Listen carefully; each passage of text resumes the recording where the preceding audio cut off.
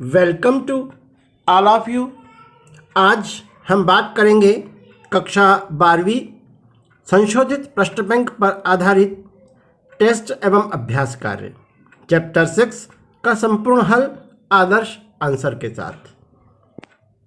यह चैप्टर आपके लिए बहुत ही महत्वपूर्ण है। कुल 13 अंक आवंटित किए गए हैं इस लेसन में। इसको आप बहुत अच्छी तरीके से तैयार करें। 1 अंक का 1 क्वेश्चन पूछा जाएगा, 3 अंक का 1, 4 अंक का 1, 5 अंक का 1। तो आप समझ सकते हैं कि यह चैप्टर आपके लिए कितना महत्वपूर्ण है। तो शुरू करते हैं। संशोधित प्रश्न बैंक कक्षा 12 इतिहास टेस्ट एवं अभ्यास कार्य चैप्टर 6 भक्ति एवं सूफी परंपराएं। प्रश्न बैंक पर आधारित इस टेस्ट में आप पहला क्वेश्चन आपका सही जोड़ी। एक भाग में आपको दे रखा है करईक्काल अमैया, तो इसका राइट आंसर है शिव भक्त, है ना। करईक्काल अमैया जो है ये शिव भक्त है, याद रखिएगा। ख्वाजा मोइनुद्दीन चिश्ती का संबंध है अजमेर से, है ना। अजमेर में इनकी ख्वाजा मोइनुद्दीन चिश्ती की दरगाह है। गुरु गोविंद सिंह संबंधित है खालसा पंथ से, खालसा पंथ की स्थापना की। और गुरु नानक का संबंध है तलवंडी से, है ना। तलवंडी में इनका जन्म हुआ है, जो वर्तमान में ननकाना साहिब के नाम से जाने जाते हैं, जो पाकिस्तान में स्थित है। और लास्ट ऑप्शन है आपका अलवार संत, तो अलवार संत का राइट आंसर है विष्णु पूजा, है ना। ये भगवान विष्णु की पूजा करते थे अलवार संत। यहाँ पर एक महत्वपूर्ण बात और याद रखिएगा, नैनार संत प्रश्न बैंक में नहीं दिया है लेकिन आ सकता है। तो नैनार संत किसकी पूजा करते हैं? भगवान शिव की। और अलवार संत भगवान विष्णु की पूजा करते हैं। तो ये था आपका पहला क्वेश्चन। अब हम आ गए हमारे दूसरे क्वेश्चन पर। मातृग्रहिता से आप क्या समझते हैं? एक परंपरा का नाम जिसमें स्त्रियां विवाह के पश्चात अपने मायके में ही रहती है अपनी संतान के साथ, और उनके साथ पति भी रह सकते हैं। यह व्यवस्था मातृग्रहिता कहलाती है।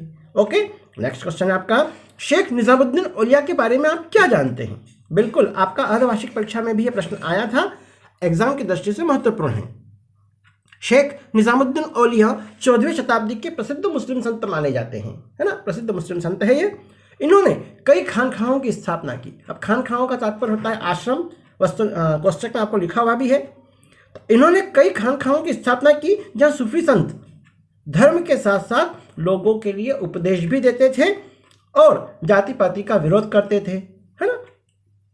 इनकी मृत्यु के पश्चात इनके अनुयायियों ने दिल्ली में इनकी मजार बनाकर पूजा अर्चना शुरू कर दी और इन्हें खुदा के रूप में पूजा जाने लगा। ओके, शेख निजामुद्दीन औलिया के प्रसिद्ध शिष्य अमीर खुसरो थे। यह भी आपको पता होना चाहिए, यह आपका वस्तुनिष्ठ में आ सकता है। शेख निजामुद्दीन औलिया के प्रसिद्ध शिष्य है अमीर खुसरो, जिन्होंने चिश्ती संप्रदाय को आगे बढ़ाने का कार्य किया था। अगला क्वेश्चन है आपका, कबीर की वाणी को किन 3 परिपाटियों में संकलित किया गया है? तो जो कबीर की वाणी है, जो कबीर ने अपने उपदेश जो दिए थे उनको बाद में संग्रह किया गया है। पहली परिपाटी है कबीर बीजक, दूसरी परिपाटी है कबीर ग्रंथावली और तीसरी परिपाटी है आदि ग्रंथ साहब, है ना। इन 3 परिपाटियों में कबीर के विचारों को संकलित किया गया है ना। तो आप डैश करके लिख सकते हैं, कबीर पंथियों द्वारा वाराणसी तथा उत्तर प्रदेश के अन्य स्थानों पर कबीर बीजक को संरक्षित किया गया है। अब कबीर बीजक, बीजक से हम कह सकते हैं, वैसे तो बीज होता है ना, लेकिन जो सूची भी होती है उस सूची को भी कहा जाता है। जो इन्होंने अपने उपदेशों में जो बातें कही है उनको लिपिबद्ध कर दिया गया है ना। तो कबीर पंथियों द्वारा वाराणसी तथा उत्तर प्रदेश के अन्य स्थानों पर इसको संरक्षित किया गया है। जो कबीर की विचारधारा वाले जो लोग थे, उनके अनुयायी थे, उन्होंने कबीर बीजक तैयार करा। दूसरा है कबीर ग्रंथावली। अब कबीर ग्रंथावली का संबंध राजस्थान के दादू पंथियों से है। दादू पंथी, दादू भी आप जानते हैं बहुत अच्छे विचारक रहे हैं, बहुत अच्छे संत रहे हैं, जिन्होंने समाज को जगाने का कार्य किया है। तो यह कबीर ग्रंथावली में इनके ही उपदेश, इनकी जो साखियां हैं, इनको सम्मिलित किया गया है। तीसरी परिपाटी था आदि ग्रंथ साहिब। तो गुरु ग्रंथ साहिब जो सिख धर्म का पवित्र ग्रंथ माना जाता है, इसमें कबीर के विचारों को शामिल किया गया है। गुरु नानक बहुत ज़्यादा प्रभावित थे। कबीर और गुरु नानक के लगभग उपदेश एक जैसे ही हैं, ठीक है। तो ये कबीर की वाणी की 3 परिपाटियों में संकलित किया गया है। नेक्स्ट है आपका रामानुजाचार्य कौन थे। आप लिख सकते हैं 3 अंक में है तो कम से कम 3 विशेषताएं आपको बताना होगी। रामानुजाचार्य भक्ति आंदोलन के महान प्रचारक थे, है ना, भक्ति आंदोलन के महान प्रचारक माने जाते हैं रामानुजाचार्य। रामानुजाचार्य नहीं, सर्वप्रथम समाज सुधार आंदोलन का बीज बोया था। जो समाज सुधार का जो आंदोलन जो शुरुआत की थी उसकी शुरुआत रामानुजाचार्य से मानी जाती है। इसके बाद कई समाज सुधारक हुए हैं। इन्होंने शंकराचार्य के कठिन अद्वैतवाद का खंडन किया तथा विशिष्टाद्वैत का प्रतिपादन किया। अब आपको ये बात समझना बहुत जरूरी है।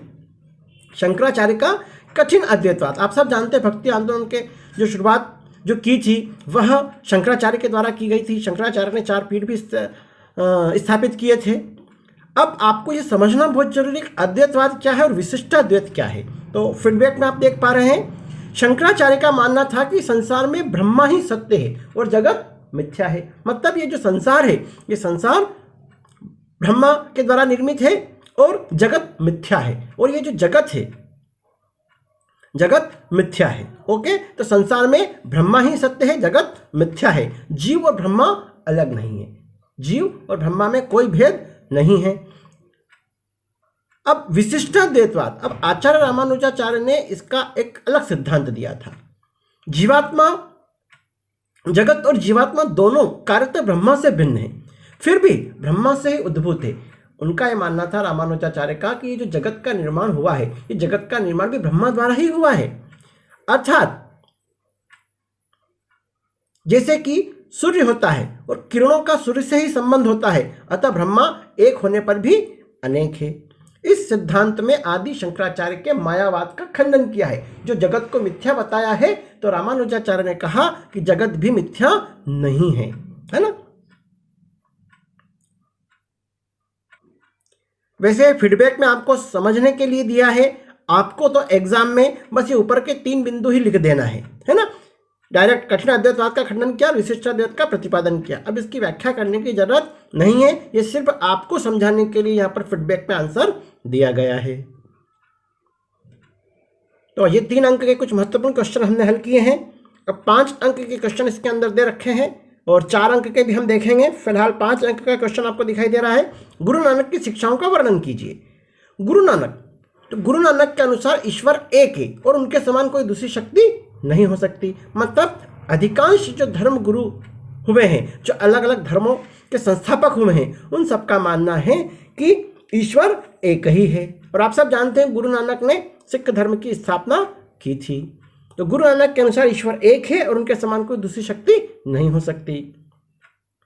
ईश्वर सर्वव्यापक है, उन्हें मंदिर मस्जिद में बंद नहीं किया जा सकता। अर्थात वो निराकार ईश्वर में विश्वास करते थे। अभी मैंने बताया था कबीर और गुरु नानक के सिद्धांत बहुत कुछ मिलते जुलते थे। तो सेम यह भी यही मानते थे कि ईश्वर तो सर्वव्यापक है, उन्हें मंदिर मस्जिद में बंद नहीं किया जा सकता, अर्थात वो निराकार है। धर्म के सभी बाहरी आडंबरों को इन्होंने अस्वीकार किया, जैसे मूर्ति पूजा, कठोर तप, अनुष्ठान आदि, है ना। गुरु नानक भी इन चीजों को नहीं मानते थे। उन्होंने अपने विचार पंजाबी भाषा में शब्द के माध्यम से सामने रखे, जो अलग अलग रागों में गाकर लोगों को जागरूक करते थे। गुरु नानक ने पंजाबी भाषा में शब्द के माध्यम से अलग अलग रागों में गाकर लोगों को जागरूक करने का प्रयास किया। और बाबा गुरु नानक ने अपने अनुयायियों को एक समुदाय में संगठित करने का भी प्रयास किया, लोगों को जागरूक करके समाज में संगठित करने के लिए प्रेरित किया। बाबा गुरु नानक की मृत्यु के पश्चात गुरुबानी के माध्यम से बाबा गुरु नानक के विचारों को संप्रेषित किया गया, है ना। आपके प्रश्न में है कि अपने विचारों को उन्होंने किस प्रकार संप्रेषित किया, ये लास्ट बिंदु आप जरूर लिखिएगा। बाबा गुरु नानक की मृत्यु के पश्चात गुरुबानी के माध्यम से, है ना, जिसको गुरु ग्रंथ साहिब भी कहा जाता है, के माध्यम से गुरु नानक के विचारों को संप्रेषित किया गया। संप्रेषित किया गया अर्थात फैलाया गया। ओके, अलवार, नयनार और वीरशैवों ने किस प्रकार जाति प्रथा की आलोचना की, है ना। अभी हम चर्चा कर चुके हैं। अलवार जो भगवान विष्णु को अपना उपासक मानते हैं, आराध्य देव मानते हैं। नयनार जो भगवान शिव को अपना आराध्य देव मानते हैं। और वीरशैव जो शिव की पूजा करते हैं। नयनार और वीरशैव लगभग एक जैसे ही हैं। इन्होंने जाति प्रथा की किस प्रकार आलोचना की, तो आप इन बिंदुओं पर अपनी कलम चला सकते हैं। इन संतों ने ब्राह्मणों की सर्वोच्चता तथा प्रभुता के विरुद्ध आवाज उठाई, है ना। अलवार, नयनार, वीरशैव तीनों ने, इन संतों ने ब्राह्मणों की सर्वोच्चता तथा प्रभुता के विरुद्ध आवाज उठाई, लोगों को जागरूक करने के लिए ब्राह्मणी विचारधारा का विरोध किया, जाति पाति ऊंच नीच के भेदभाव को समाप्त करने के लिए अथक प्रयास किया। वीरशैवों ने ब्राह्मणी अवधारणा के पुनर्जन्म के सिद्धांत का खंडन किया। उनका मानना था कि मृत्यु के बाद वो सभी भगवान शिव में लीन हो जाएंगे, है ना। इनका मानना था कि मृत्यु के बाद में कुछ भी शेष नहीं रहता, हम भगवान शिव में लीन हो जाएंगे। इसी प्रकार धर्मशास्त्रों में जिन आचार विचारों को अस्वीकार किया गया, उन्होंने इसे स्वीकार करके मान्यता प्रदान की। ओके, तो ये था आपका अलवार, नयनार और वीरशैव ने किस प्रकार जाति प्रथा की आलोचना की। फीडबैक में भी आपको यही आंसर दे रखा है, आप इसको पैराग्राफ में भी लिख सकते हैं। ये इससे संबंधित ही आंसर है। अलवार, नयनार, वीरशैव परंपरा के मतावलंबी या अनुयायियों ने जन्म आधारित जाति व्यवस्था को स्वीकार नहीं करा और उन्होंने समाज में प्रचलित कुछ समुदायों के पवित्र और कुछ के दूषित होने की ब्राह्मणी अवधारणा की कटु आलोचना की है और उन्होंने जाति पाति के भेद का विरोध किया। इन संतों का मानना था कि समाज में मनुष्य की श्रेष्ठता का आधार उसका जन्म नहीं अपितु कर्म होना चाहिए और उन्होंने पुनर्जन्म के ब्राह्मणी अवधारणाओं को भी स्वीकार नहीं किया। ओके, इस प्रकार अलवार, नयनार, वीरशैव संतों ने जाति प्रथा का विरोध किया, है ना। आप फीडबैक वाला आंसर भी लिख सकते हैं। अगला प्रश्न बहुत महत्वपूर्ण, वेरी वेरी आईएमपी है। कबीर के जीवन एवं उनके मुख्य उपदेशों का उल्लेख कीजिए। तो आप लिख सकते हैं, पहले कबीर के जीवन में आप लिख सकते हैं, कबीर का जन्म लगभग 1391 ईस्वी में एक विधवा ब्राह्मणी के यहाँ हुआ था और उसने लोक लाज के भय से वाराणसी के लहरतरा के पास एक तालाब किनारे इन्हें छोड़ दिया था। वहां से निसंतान जुलाहा ने इनका लालन पालन किया और इनका नाम कबीर रखा। संत कबीर ने स्वयं को हिंदू मुस्लिम से परे रखकर एक योगी कहलाना पसंद करा, है ना। यह हिंदू मुस्लिम से बहुत ऊपर उठ गए थे और इन्होंने योगी कहलाना ही पसंद किया।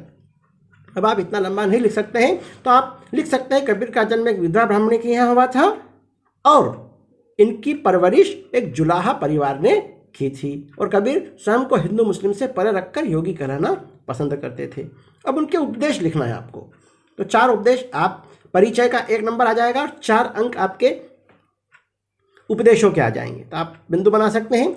उनके उपदेशों में उन्होंने धार्मिक विश्वास, लोक तथा वेद के अंधानुकरण को स्वीकार नहीं किया, है ना। इनके उपदेशों में उन्होंने जो धार्मिक विश्वास और लोक तथा वेद में जो बातें कही गई थी, तो इस अंधानुकरण को इन्होंने स्वीकार।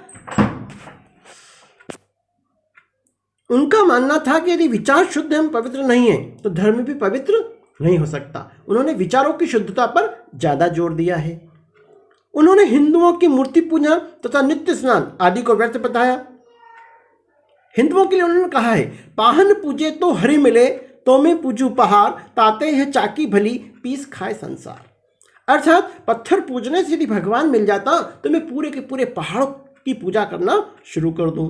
अरे उस भगवान के पत्थर से तो वो पत्थर भला, जिससे जो चक्की वाला पत्थर भला है, जिससे पीसकर अनाज पीसकर पेट भरा जाता है, तो उस पत्थर का उपयोग तो हो रहा है। तो इस प्रकार उन्होंने हिंदू धर्म पर व्यंग्य किया है।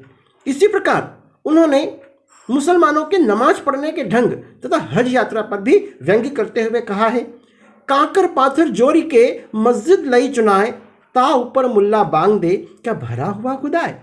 मुसलमानों के लिए उन्होंने कहा है कि कंकर पत्थर जोड़कर बहुत बड़ी मस्जिद बना ली है और उसके ऊपर मुल्ला जी चढ़कर जोर जोर से अल्लाह अकबर जो चिल्लाते हैं, तो क्या तुम्हारा खुदा बहरा है क्या जो तुम इतनी जोर जोर से चिल्लाते हो। तो कहने का तात्पर्य है, उन्होंने हिंदू एवं मुसलमान दोनों धर्म पर प्रहार किया है। संत कबीर ने गुरु की महत्ता भी बताई है ना। गुरु को भगवान से बड़ा बताया गया है। आपने निश्चित ही कहीं ना कहीं सुना होगा, गुरु गोविंद दो खड़े काके लगाए, बलिहारी गुरु आपने गोविंद दियो बताए, है ना। गुरु और गोविंद दोनों खड़े, भगवान भी खड़े हैं और गुरु भी खड़े हैं, तो मैं पहले पैर किसके छूऊं। तब गोविंद ने इशारा किया कि गुरु के कारण ही तुम ईश्वर को प्राप्त कर सके हो या ईश्वर के दर्शन कर सके हो, इसलिए सबसे पहले तुम गुरु के पैर छुओ। ओके, इस प्रकार संत कबीर ने निर्गुण निराकार की उपासना पर बल दिया और जाति पाति का विरोध किया, है ना। निर्गुण निराकार मतलब ईश्वर निराकार है, इसकी कोई आकृति नहीं हो सकती। और जाति पाति का इन्होंने विरोध किया था। ठीक है, ये जो आपके जो स्लोगन, ये जो दोहे दिए गए हैं, है ना, साखियां, इसके आधार पर यदि आप एग्जाम में लिखते हैं तो आपको बहुत अच्छा अंक मिलेंगे। ओके, अच्छा प्रश्न है, आप इसको जरूर राइट डाउन करिएगा। अगला क्वेश्चन है आपका, भक्ति आंदोलन की मुख्य विशेषताएं लिखिए या भक्ति परंपरा की मुख्य विशेषताएं लिखिए। बात एक ही है, या आरंभिक भक्ति परंपरा की मुख्य विशेषताएं लिखिए, तो भी आपको यही आंसर लिखना है। वैसे यह प्रश्न आपका अर्धवार्षिक परीक्षा में आया था, यहाँ पर आपको उपलब्ध कराया गया है। जो आपके प्रश्न बैंक के क्वेश्चन है उसके साथ साथ जो अर्धवार्षिक परीक्षा के महत्वपूर्ण क्वेश्चन है उनका भी यहाँ पर संग्रह किया गया है, वो भी संकलन किए गए हैं, ताकि आपको एक ही वीडियो में समस्त प्रकार पूरे चैप्टर का सार एक ही जगह मिल जाए।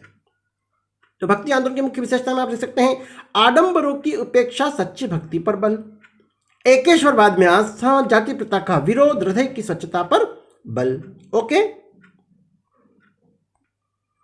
अब आपको इसको एक एक बिंदु, एक एक दो दो लाइन में इसको डिस्क्राइब भी करना पड़ेगा। तो आडंबरों की उपेक्षा, सच्ची भक्ति पर बल। आडंबर मतलब दिखावा, डेकोरेशन, है ना, इसकी अपेक्षा सच्ची भक्ति पर बल दिया है भक्ति आंदोलन ने। तो आप लिख सकते हैं, भक्ति आंदोलन का स्वरूप अत्यंत सरल तथा आडंबरहीन था।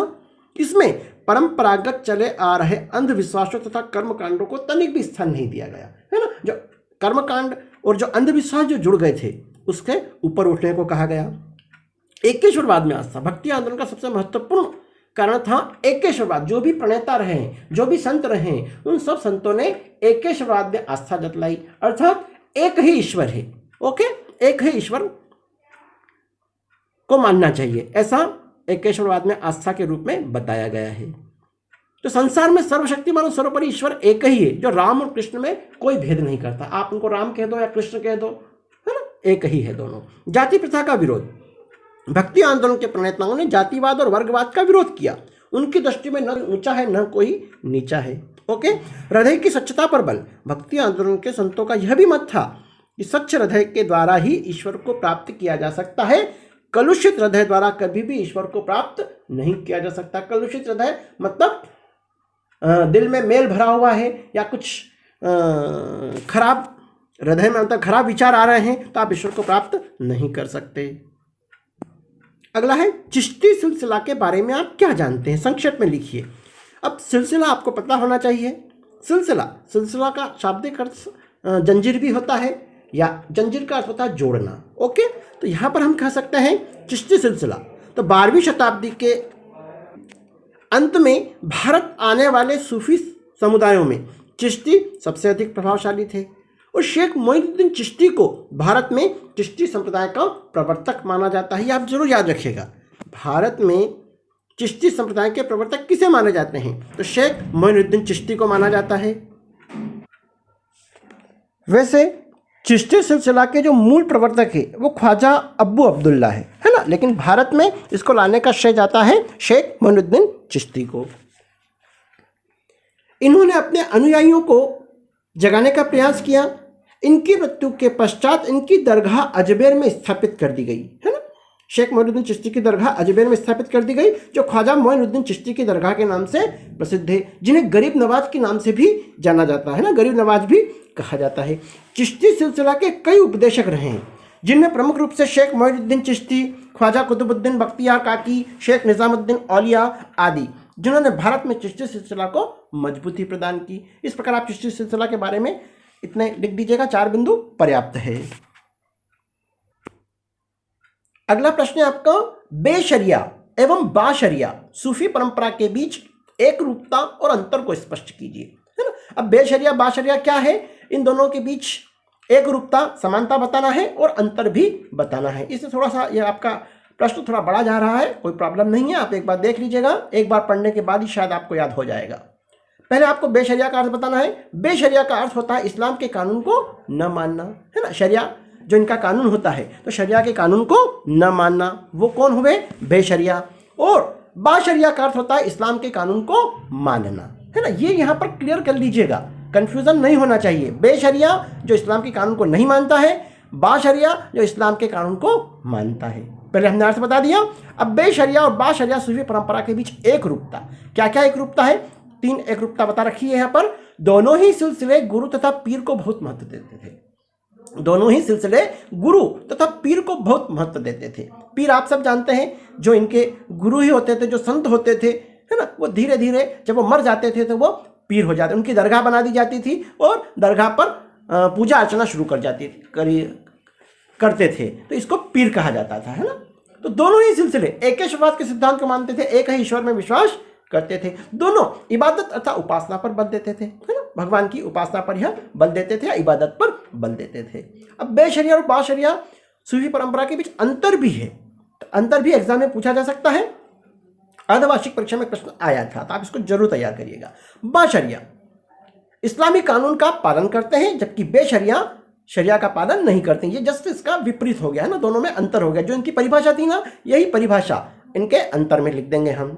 बाशरिया को मानने वाले संत हर हाल में किसी भी परिस्थिति में रहना पसंद कर लेते थे, है ना, उनके लिए कोई महत्वपूर्ण नहीं था, और वह कभी कभी राज दरबार में भी स्थान ग्रहण करते थे, है ना। राजा महाराजा उनको अगर बुलाते थे या कुछ उपहार देते थे तो वो ग्रहण कर लेते थे। लेकिन बेशरिया को मानने वाले संत फकीरी जीवन व्यतीत करने में विश्वास करते थे, है ना, यह फकीरी जीवन ही व्यतीत करते थे। इनको हम कह सकते हैं मलंग, हैदर आदि नामों से भी जाना जाता है। बाशरिया को मानने वाले संत खानका अर्थात आश्रम में रहते थे, जबकि बेशरिया को मानने वाले संत खानका में रहना पसंद नहीं करते थे, मतलब ये घूमते फिरते रहते थे, है ना, आश्रम में रहना पसंद नहीं करते थे। तो यह बेशरिया और बाशरिया का अंतर भी यहाँ पर बताया गया है। अब एग्जाम में जितना पूछे आपको उतना ही लिखना है। इस एक प्रश्न से 3 प्रश्न आपके तैयार हो रहे हैं। भक्ति आंदोलन के मुख्य सामाजिक प्रभाव बताइए। तो आप लिख सकते हैं, भक्ति आंदोलन के संतों ने ऊंच नीच, छूत अछूत आदि का भेदभाव दूर करने का प्रयत्न किया, जिसके परिणाम स्वरूप समाज में जाति प्रथा छुआछूत को गहरा आघात लगा, है ना। मध्यकाल के संतों द्वारा जनमानस को मुख्य धारा में जोड़ने का सराहनीय कार्य किया गया। भक्ति आंदोलन में वो जनमानस जो निम्न वर्ग के थे, जिनका शोषण होता था, उनको मुख्य धारा में जोड़ने का सराहनीय कार्य किया गया। भक्ति आंदोलन के संतों द्वारा प्रवाहित प्रेममय वाणी से समाज में सौम्यता और सद्भावना का विकास हुआ, है ना। भक्ति आंदोलन के जो संत थे, उनकी प्रेममय वाणी से समाज में सौम्यता और सद्भावना का विकास होने लगा। संतों के उपदेशों के कारण ही सर्वसाधारण समाज बाहरी आडंबरों को त्याग कर सरल जीवन जीने की ओर अग्रसर होने लगा। संतों के उपदेश के कारण ही बाहरी आडंबरों को त्याग कर सरल जीवन जीने की ओर अग्रसर हुआ। और भक्ति आंदोलन के संतों द्वारा प्रतिपादित शिक्षाओं और उपदेशों का प्रभाव मुस्लिम शासकों पर भी पड़ा, जिसके परिणाम स्वरूप विभिन्न देशों के मध्य, विभिन्न धर्मों के मध्य एकता स्थापित हुई। ओके, तो इस प्रकार हम भक्ति आंदोलन के सामाजिक प्रभाव लिख सकते हैं। साथ ही आपको भक्ति आंदोलन के प्रभाव फीडबैक में दे रखे हैं, तो आप इन बिंदुओं के माध्यम से भी लिख सकते हैं। हिंदुओं में आशा तथा साहस का संचार, बाहरी आडंबरों में कमी, मुसलमानों के अत्याचारों में कमी, जाति प्रथा छुआछूत में कमी और प्रांतीय भाषाओं का विकास। ऊपर के बिंदु तो वो कि वही है सेम। प्रांतीय भाषाओं के विकास में आप लिख सकते हैं, भक्ति आंदोलन के संत ने स्थानीय जिस क्षेत्र में वो रहते थे, उसी क्षेत्र की भाषा में उन्होंने अपने उपदेश देना शुरू किए, जिससे प्रांतीय भाषाओं का विकास हुआ। यह आप लिख सकते हैं। लिंगायत संप्रदाय के बारे में आप क्या जानते हैं? लिंगायत संप्रदाय वीर शैव परंपरा को मानने वाले ही थे, अर्थात शिव के वीर और लिंगायत जो लिंग को धारण करने वाले के नाम से जाना जाता है। ये आप जरूर याद रख लीजिएगा। लिंगायत संप्रदाय क्या है? तो लिंगायत संप्रदाय जो वीर शैव परंपरा को मानने वाले थे और लिंग को धारण करने वाले के नाम से जाने जाते हैं, जो लिंग की पूजा करते थे, है ना। भगवान शिव को लिंग के रूप में पूजा जाता है, तो उनकी पूजा करते थे वो लिंगायत। लिंगायतों का विश्वास है कि मृत्यु के बाद उनका पुनर्जन्म नहीं होगा और वे अपने आराध्य देव शिव में ही लीन हो जाएंगे। लिंगायतों का यह भी मानना है कि समाज में मनुष्य की श्रेष्ठता का आधार उसका जन्म नहीं अपितु कर्म होना चाहिए, है ना। जन्म पर आधारित जो व्यवस्था है वो उसको नहीं मानते, कर्म पर आधारित व्यवस्था को मानते हैं। लिंगायत लोग धर्म से जुड़े आडंबर और निरर्थक रीति रिवाजों का भी विरोध करते हैं और उन्होंने समाज में प्रचलित जाति प्रथा का भी विरोध किया और वे जन्म जाति व्यवस्था को स्वीकार नहीं करते, है ना। जन्म पर आधारित जाति व्यवस्था को स्वीकार नहीं करते। यहाँ पर एक महत्वपूर्ण फीडबैक में आपको आंसर दे रखा है। वीर शैव परंपरा में जंगम अर्थात यायावर भिक्षुओं को श्रद्धा की दृष्टि से देखा जाता था। मतलब रिक्त स्थान में आ सकता है कि यायावर भिक्षुओं को क्या कहा जाता था? तो जंगम, या वीर शैव परंपरा के जो भिक्षुक होते थे उनको जंगम कहा जाता था। और कर्नाटक में यह लिंगायत संप्रदाय या वीर शैव परंपरा कब शुरू हुई? तो आप लिख सकते हैं 12वीं शताब्दी में एक नवीन आंदोलन का सूत्रपात हुआ जिसे वीरशैव परंपरा या लिंगायत संप्रदाय के नाम से जाना जाता है, और इस आंदोलन का नेतृत्व किया था बासवन्ना ने। ओके, अगला क्वेश्चन है आपका, महान और लघु परंपरा में अंतर स्पष्ट करें। तो आप लिख सकते हैं, प्रसिद्ध समाजशास्त्री रॉबर्ट रैटफील्ड के अनुसार महान परंपरा किसान या आम व्यक्ति उन कर्मकांडों और पद्धतियों का अनुकरण करते थे जिसमें समाज के प्रभुत्वशाली वर्ग जिसे पुरोहित और राजा द्वारा पालन किया जाता था, है ना। जो ग्रंथों में जो बातें कही गई थी उन सब बातों को आम व्यक्ति, सभी राजा पुरोहित से लेकर आम व्यक्ति भी उन क्रियाओं को करता था या उन क्रियाओं को मानता था, तो वो महान परंपराएं कहलाई। और लघु परंपरा जो किसान या अन्य समुदाय अन्य लोकाचारों का भी पालन करते थे जो ग्रंथों में नहीं थी, उसके अलावा भी वो परंपराएं प्रचलित थी, उन परंपराओं को रॉबर्ट रैटफील्ड ने लघु परंपरा कहा है। ओके, रॉबर्ट रैटफील्ड के अनुसार आप संक्षेप में लिख सकते हैं, धर्म ग्रंथों पर आधारित क्रियाएं जो की जाती थी वो महान परंपरा, और धर्म ग्रंथों के अलावा जो परंपराएं प्रचलित थी उनको लघु परंपरा कहा जाता है। ठीक है, इस प्रकार आप अपना क्वेश्चन तैयार कर सकते हैं। उदाहरण सहित स्पष्ट कीजिए कि संप्रदाय के समन्वय से इतिहासकार क्या अर्थ निकालते हैं। यह आपके प्रश्न बैंक में दे रखा है। तो संप्रदाय के समन्वय से तात्पर्य है, आप आंसर इसका देखेंगे, पहला बिंदु, संप्रदाय के समन्वय से इतिहासकारों का अर्थ है पूजा प्रणालियों के समन्वय से। पूजा प्रणाली, जो पूजा पद्धतियां शुरू हुई थी उनके समन्वय से है ना। इस काल के साहित्य तथा मूर्तिकला दोनों से अनेक प्रकार के देवी देवताओं का परिचय मिलता है। अब इस काल के जो अलग अलग पूजा प्रणालियों के बारे में जो जानकारी मिली है ये हमारे साहित्य से, और कई प्रकार के जो मंदिर बने हुए उन मंदिर में जो मूर्तियां बनी हुई है, जो मूर्तिकला प्रदर्शित की गई है, उनके द्वारा अनेक देवी देवताओं का परिचय हमें मिलता है। विष्णु, शिव तथा देवी के विभिन्न रूपों में आराधना की परिपाटी केवल प्रचलन में ही नहीं थी, अपितु उसे और अधिक विस्तार और व्यापकता भी प्राप्त हुई, है ना। आप सब जानते हैं भगवान विष्णु, शिव और देवी के विभिन्न रूपों को पूजा जाता था। देश के विभिन्न भागों में स्थानीय देवताओं को विष्णु के रूप में पूजा जाने लगा। देश के विभिन्न भागों में स्थानीय देवताओं के रूप में विष्णु को पूजा जाने लगा। जो विष्णु के 10 अवतार हैं उनकी अलग अलग पूजा की जाने लगी। इसी प्रक्रिया का सबसे विशिष्ट उदाहरण मिलता है हमें पूरी उड़ीसा में, है ना। जो जब मुख्य देवता 12वीं शताब्दी तक आते आते जगन्नाथ विष्णु के रूप में जाने गए, है ना। जगतनाथ, जगत के नाथ, जो जगन्नाथ के नाम से जाने गए। यह भी आपका वस्तुनिष्ठ आ सकता है, जगन्नाथ कहाँ है मंदिर, तो आप लिख सकते हैं पूरी उड़ीसा में स्थित है। समन्वय के ऐसे उदाहरण हमें देवी संप्रदाय में भी देखने को मिलते हैं। देवी की उपासना अधिकतर सिंदूर से पोते पत्थर के रूप में की जाती थी, और देवी के रूप में आप सब जानते हैं लक्ष्मी से लेके दुर्गा से लेके मां पार्वती तक को, है ना, देवी के रूप में उपासना की जाती थी। अगला क्वेश्चन है आपका, भक्ति आंदोलन की उत्पत्ति के कारण। तो हिंदू धर्म का जटिल होना, भक्ति आंदोलन की उत्पत्ति का प्रमुख कारण था हिंदू धर्म का जटिल होना। हिंदू धर्म में कई प्रकार के कर्मकांड, यज्ञ आदि जुड़ गए थे, जटिल हो गए थे, जिससे आम व्यक्ति दूर होता चला जा रहा था। ओके, जाति व्यवस्था का जटिल होना। भक्ति आंदोलन के पहले समाज कई प्रकार की जातियों में बटा हुआ था, ऊंच नीच, छुआछूत आदि का भेदभाव किया जाता था, लेकिन भक्ति आंदोलन ने इन सब के द्वार खोल दिए और भक्ति आंदोलन के प्रति लोग आकर्षित होने लगे। मंदिरों और मूर्तियों का विनाश, आप सब जानते हैं 1000 ईस्वी के बाद यहाँ पर मुस्लिमों का शासक हो गया था। पहले गुलाम वंश, है ना, तुर्क वंश के, गुलाम वंश के, सैयद वंश के अधिकांश शासकों ने यहाँ पर राज किया और उन्होंने मंदिरों को निशाना बनाया था और मंदिरों को लूटपाट कर लिया और मंदिरों को तोड़ दिया, विध्वंस कर दिया गया था। तो अब आम व्यक्ति या जनमानस जाए तो कहाँ जाए, निश्चित है। तो भक्ति आंदोलन में निराकार ईश्वर की कल्पना की गई थी, तो इसके लिए भक्ति आंदोलन की उत्पत्ति का एक कारण यह भी माना जाता है। दीर्घकालीन पराधीनता, बहुत लंबे समय तक हम पराधीन रहे हैं, हमारे यहाँ पर अन्य का शासन रहा है, तो निश्चित ही दीर्घकालीन पराधीनता भी भक्ति आंदोलन की उत्पत्ति का एक मुख्य कारण था। ओके, अब यह प्रश्न भक्ति आंदोलन की उत्पत्ति आ जाए या भक्ति आंदोलन के उदय के कारण आ जाए, आप यही आंसर लिख सकते हैं। भगवत गीता के अनुसार मोक्ष प्राप्ति अर्थात जन्म मरण के बंधन से मुक्त होने के कौन कौन से मार्ग बताए गए? अच्छा प्रश्न है। ओके, आ सकता है। ज्ञान, कर्म और भक्ति, ये 3 मार्ग बताए गए हैं मोक्ष प्राप्ति के या जन्म मरण के बंधन से मुक्त होने के लिए 3 मार्ग बतलाए गए हैं, ज्ञान, कर्म और भक्ति। ज्ञान मार्ग क्या है? ज्ञान का अर्थ है मनुष्य को समझना चाहिए कि प्रत्येक मनुष्य में आत्मा का निवास होता है और आत्मा परमात्मा का ही एक अंश है, ये समझना ही ज्ञान है। कर्म, भगवत गीता का सबसे ज्यादा जोर कर्म पर देती है ना। भगवत गीता सबसे ज्यादा कर्म पर जोर देती है। आपका कर्म अच्छा होना चाहिए और बिना फल की चिंता किए आप कर्म किए जाओ। ओके। भक्ति मार्ग, भगवत गीता के अनुसार मोक्ष प्राप्ति का सबसे सरल मार्ग है भक्ति मार्ग, है ना। प्रत्येक व्यक्ति को कर्मयोगी भी होना चाहिए और ईश्वर का भक्त भी होना चाहिए। यह वस्तुनिष्ठ में आपका अलग से आ सकता है। भगवत गीता के अनुसार मोक्ष प्राप्ति का सबसे सरल मार्ग कौन सा है, तो आप लिख सकते हैं भक्ति मार्ग।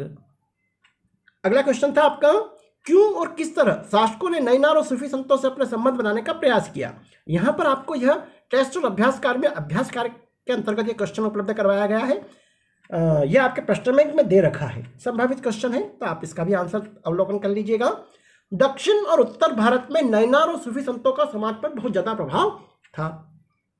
इसी कारण शासकों ने उनका समर्थन पाने का प्रयास किया, है ना। उदाहरणतः चोल सम्राटों ने देवी समर्थन पाने का दावा किया और अपनी सत्ता के प्रदर्शन के लिए सुंदर मंदिरों का निर्माण करवाया, जिनमें पत्थर और धातु से बनी कई सारी मूर्तियां इसका प्रत्यक्ष उदाहरण है।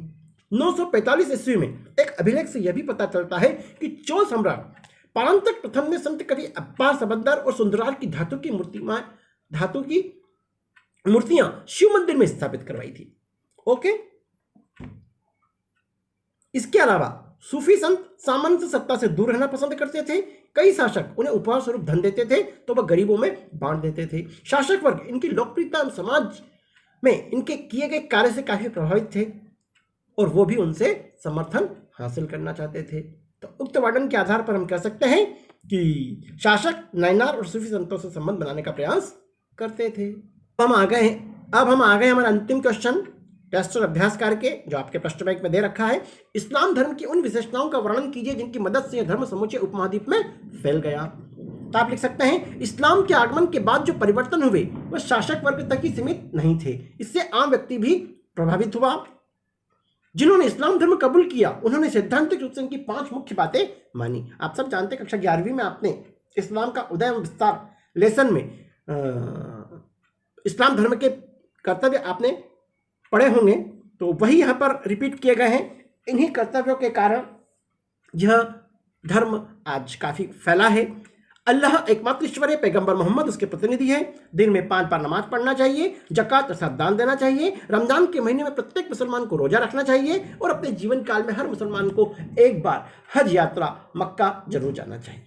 इन नियमों एवं विशेषताओं के कारण यह धर्म समूचे उपमहाद्वीप में फैलता चला गया। तो यह आपका अभ्यास और टेस्ट कार्य प्रश्न बैंक पर आधारित कंप्लीट हुआ। अब हम इसको सबमिट करते हैं और व्यू स्कोर देख लेते हैं। सबमिट के बाद हम व्यू स्कोर पर आ गए हैं। 65 आउट ऑफ 65 अंक अर्जित कर चुके हैं। तो निश्चित ही जो अभी हमने आंसर अभी हल किए हैं, क्वेश्चन हल किए हैं, तो वो सभी सही हैं। आप भी इस टेस्ट और अभ्यास कार्य में पार्टिसिपेट कर सकते हैं और अपना स्वमूल्यांकन कर सकते हैं। तो निश्चित ही यह वीडियो आपके लिए बहुत ही फायदेमंद साबित होने वाला है, क्योंकि 13 अंक का यह चैप्टर है। तो इसमें जो भी क्वेश्चन आपको दिए गए हैं आप जरूर तैयार कर लीजिएगा और अन्य वीडियो के लिए आप इंतजार करें और मेरे YouTube channel your destination with Ajay Rawal को जरूर सब्सक्राइब करें। और कोई सुझाव हो तो मुझे कमेंट बॉक्स में जरूर बताएं। धन्यवाद। जय हिंद।